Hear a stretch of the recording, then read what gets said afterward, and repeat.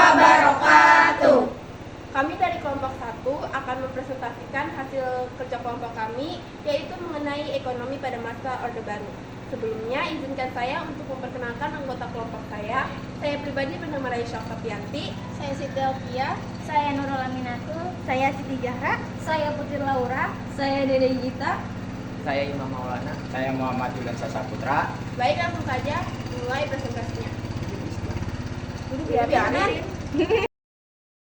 Saya akan menjelaskan pembangunan jangka pendek ekonomi pada masa Orde Baru. Pada awal tahun 1966, tingkat inflasi mencapai 650%. Maka pemerintah tidak dapat melakukan pembangunan dengan segera, tetapi harus melakukan stabilisasi dan rehabilitasi ekonomi terlebih dahulu. Stabilisasi yang dimaksud adalah pengendalian inflasi supaya harga-harga tidak melonjak terus secara cepat.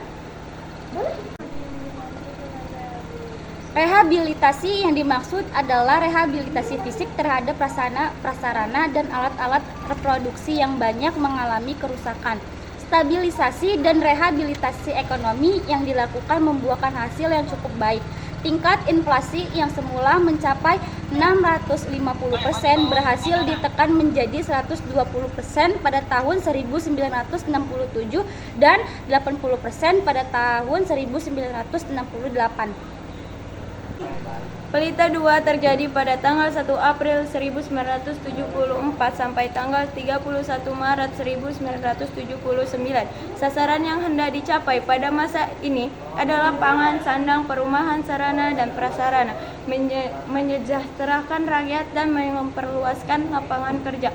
Pelita 2 berhasil meningkatkan pertumbuhan ekonomi rata-rata penduduk 7% setahun. Tingkat inflasi berhasil ditekan hingga 9,5%. Pada sektor pertanian telah dilakukan perbaikan dan pembangunan jaringan irigasi baru.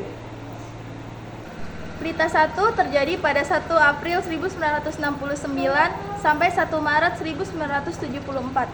Sasaran yang hendak dicapai adalah pangan, sandang, perbaikan prasarana, perumahan rakyat, perluasan lapangan kerja, dan kesejahteraan rohani. Pelita 1 lebih menitik beratkan pada sektor pertanian. Pelaksanaan Pelita 1 telah membuah hasil yang cukup menggembirakan, antara lain produksi beras yang telah meningkat 11,32 juta ton menjadi 14 juta ton. Pertumbuhan ekonomi dari rata-rata 3% menjadi 6,7% per tahun. Pendapatan rata-rata penduduk, pendapatan per kapita dari 80 USD dapat ditingkatkan menjadi 170 USD. Tingkat inflasi dapat ditekan menjadi 47,8% pada akhir Pelita 1 1973 sampai 1974. Pelita 2 terjadi pada 1 April 1974 sampai 30. Pelita 3, 1 April 1979 sampai 31 Maret 1984. Pelita 3 ini menitik beratkan pada sektor pertanian menuju swasembada pangan, serta meningkatkan industri yang mengolah bahan baku menjadi barang jadi. Produksi beras diperkirakan mencapai 20,6 juta ton pada tahun 1983. Pelita 4 pada 1 April 1984 sampai 31 Maret 1989. Hasil yang dicapai pada Pelita 4 diantaranya adalah swasembada pangan dengan produksi beras mencapai 25,8 juta ton pada tahun 1984. Kesuksesan ini mendapatkan penghargaan dari FAO atau Organisasi Pangan dan Pertanian pada tahun 1985.